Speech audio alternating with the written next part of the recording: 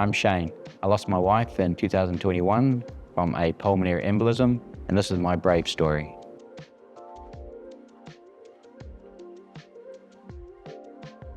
Yeah, my wife's name was Lisa. She passed 14th of June 2021, so it was right sort of during COVID times. And we were both at home. Obviously during that time, I was out the back working on my computer at home, and my wife was in the lounge in the house. And I gave her a call at 10 to 12 at lunch, just before lunchtime, and I said, "Oh, hey, Ann, I'll come in. I'll make you coffee and I'll make some muffins." "Yeah, that'd be great. That's cool." So I said, "Yep, okay, I'll see you soon." And then I got busy with emails, and at 12:30 I walked into the house, went to the kitchen, put the kettle on, boiled the water, and I called out, "Hey, what sort of muffins do you want? Savoury, sweet?" And I didn't hear anything. My dog sort of did a couple of moans and came running down the hallway. And so I walked up the hallway and in the bathroom, and Lisa was there, face down, facing the ground. Turned over quickly. I sort of knew straight away that something had happened. And I called 111, did CPR, lady took me through. They came up, they only turned up about 20 minutes later sort of thing, so they're pretty good. Actually it was a fire guys first because, before the ambulance.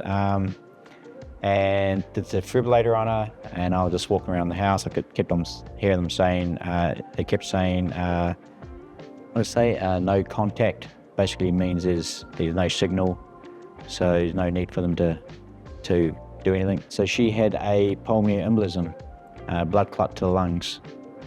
And it was sudden. When she was lying on the floor, I could tell something must have happened like that because her arms were just out like this, so she hadn't even tried to protect herself. That was on the Monday, so at lunchtime. And the hardest thing to get over was on the Saturday beforehand.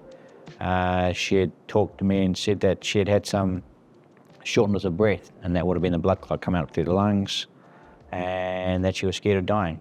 And I said, "Shit, really?" It's no, I'll take you to A&E right now.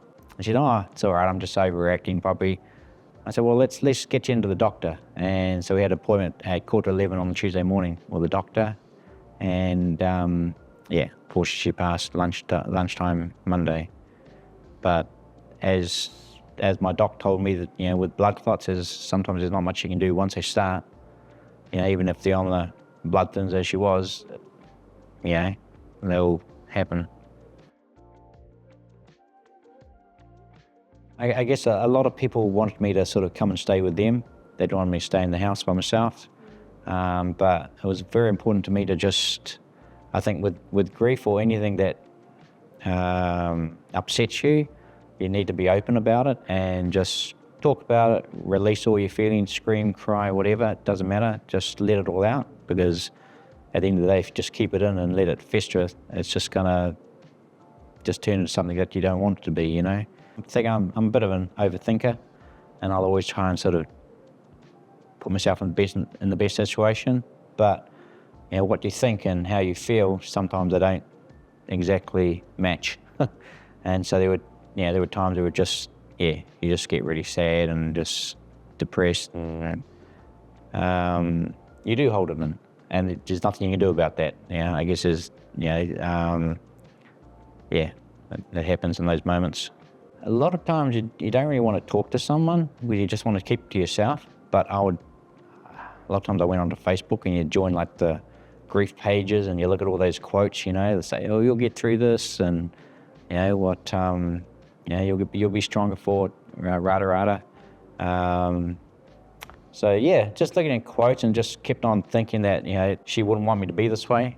We're both very similar, and we both would want us, like, I know if I'd passed, I'd want her to, grieve is natural, but don't let it ruin your life. Don't let it hold you back and moving on in life.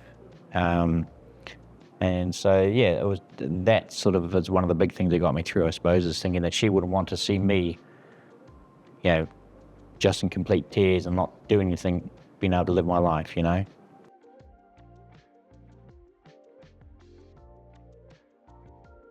suppose the other closest person that passed to me was my father. So he passed in 2011. So yeah, and that was tough to go through, but to be honest, they're like chalk and cheese, you know? You got a family member, but then you got someone that's your life partner that, you know, she was my world. And then it just went. So yeah, can't really compare. It just, yes, I guess there's bits that I'd sort of, the way I could react, I suppose, was the same, but yeah, it's just a lot more deeper, a lot more hurt. Lisa, she was smart, very intellectual, very articulate.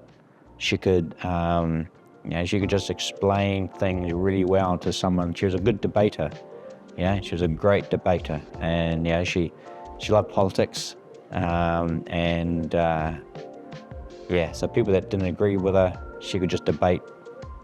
Just even if they didn't end up agreeing on things, she was just great the way she would explain things and talk to people.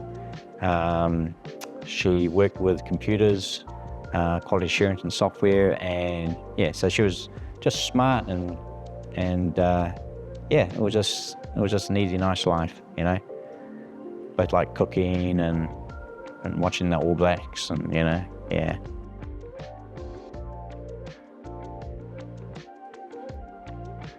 I thought of something a little while ago actually, because I know you always hear that time heals all wounds and so forth, and you think, oh, well, yeah, whatever.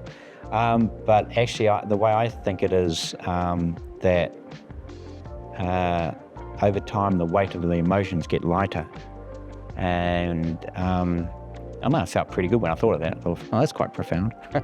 But yeah, it is true though. Yeah, yes, I'll never lose the love for her. I'll never lose the emotions of, seeing her pass in front of me. I'll never lose the emotions of being with her. But they do get lighter as time goes on. If someone's going through the same thing, I would just say, look, I think the most important thing is, don't hold anything back. Just let your emotions out. Scream, cry, doesn't matter where you are. Do it. I mean, I remember having the plumber over my house and he's doing a job, and I'm telling him about replacing this and that, and then I'm just starting crying, and I just ended up telling him my whole life story. Didn't even know the guy, but still charged me. But just don't hold back. Let it out. Be emotional. That's the way I think it's probably the best bit of knowledge to. Don't hold things in, otherwise they'll just ferment into something that you don't want them to be, and know that you'll always have the emotions with you, but the feeling will get lighter over time.